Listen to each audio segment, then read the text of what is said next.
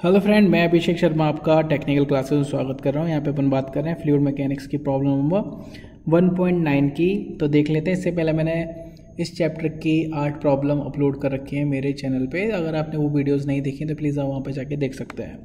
तो बोल रखा है दी स्पेसिस बिटवीन, यानी स्पेस दे रखा है between the 2 square plates parallel plates is fitted with the oil, यानी कि 2 स्क्वायर प्लेट्स हैं, पैरेलल हैं, फिटेड विद ऑयल के साथ।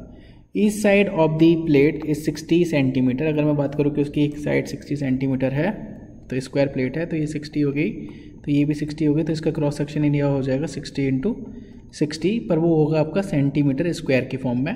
तो मुझे मीटर निकालना पड़ेगा, तो आपको 10⁻⁻4 का इसमें मल्टीप्लाई करना पड़ेगा। तो वैल्यू लगभग निकल के आएगी आपकी 3600 हो जाएगी, और वो उसके अंदर 10⁻⁻4 करेंगे तो 0.36 मीटर स्क्वायर यहाँ लिख भी रखा है, आप देख सकते हैं। उसके बाद वो बोला है उसने the thickness of the oil film is 12.5, यानी कि जो प्लेट्स हैं आपकी एक के ऊपर एक जो है इस तरीके से गैप है उनके बीच में, तो जो गैप है उन दोनों के बीच में, प्लेट्स के बीच में, वो दे रखा है उसने 12.5 mm। तो मैं उसको लिख सकता हूँ कि dy is equal 12.5 into 10⁻³ metre की फॉर्म में वो निकल के आ जाएगा।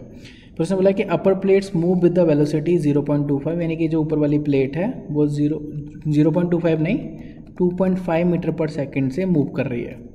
तो उसने बोला है कि आपको जो फोर्स रिक्वायर्ड होता है, यानी कि उसने फोर्स भी दे दिया F की वैल्यू, कि F जो रिक्वायर्ड होता है वो 98.1 न्यूटन होता है। तो आपको डिटरमाइन करना है सबसे पहले डायनामिक विस्कोसिटी म्यू, और फिर काइनेमेटिक विस्कोसिटी आपको याद करनी है न्यू। अगर उसने बोला है कि जो आपकी स्पेसिफिक ग्रेविटी है ऑयल की वो 0.95 हो जाती है। तो सिंपल प्रॉब्लम है, कुछ भी नहीं है इसके अंदर, सारा डेटा गिवन है। फोर्स दे रखा है आपको 98.1 न्यूटन, तो टाउ निकाल लूँगा F/A से 98.1 ओवर एरिया आपके पास है 0.36, इसको लगाऊंगा तो यहाँ से मेरी टाउ की वैल्यू आ जाएगी। उसके बाद आपके पास फॉर्मूला है tau is equal mu du over dy। Tau आपको पता है, du आपको पता है 2.5, dy आपको पता है 12.5 इंटू 10⁻³ तो आपको म्यू की वैल्यू मिल जाएगी। देख लीजिए नीचे, तो उसने वही चीज़ किया कि टाउ की वैल्यू निकाल ली सीधे डायरेक्ट फोर्स के अंदर एरिया का डिवाइड करके, साथ के साथ यहाँ से म्यू की वैल्यू निकाल ली, तो म्यू की वैल्यू निकल के आ रही है आपके पास 1.3635 न्यूटन सेंटीमीटर पर मीटर स्क्वायर। पॉइज में चेंज करूँगा तो इसमें मुझे मल्टीप्लाई 10 करना पड़ेगा, तो वो पॉइज में आ जाएगी।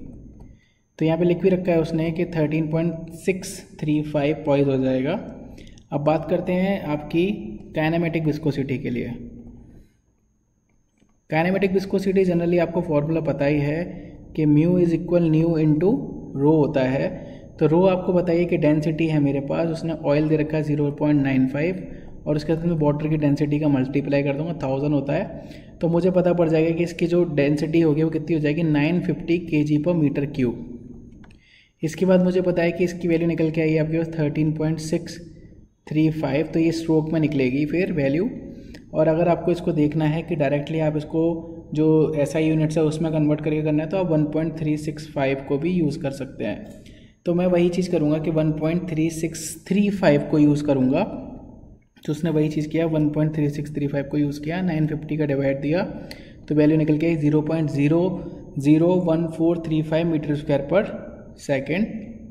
इसके अंदर जब मैंने 10⁻⁴ का मल्टीप्लाई किया तो वो आपका स्ट्रोक में चेंज हो गया, तो स्ट्रोक की वैल्यू निकल के आ रही मेरी 14.35 स्ट्रोक्स। तो सिंपल प्रॉब्लम थी। अगर आपको समझ में आई है तो प्लीज़ लाइक ज़रूर करना, शेयर ज़रूर करना। Thank you for watching guys, thank you so much.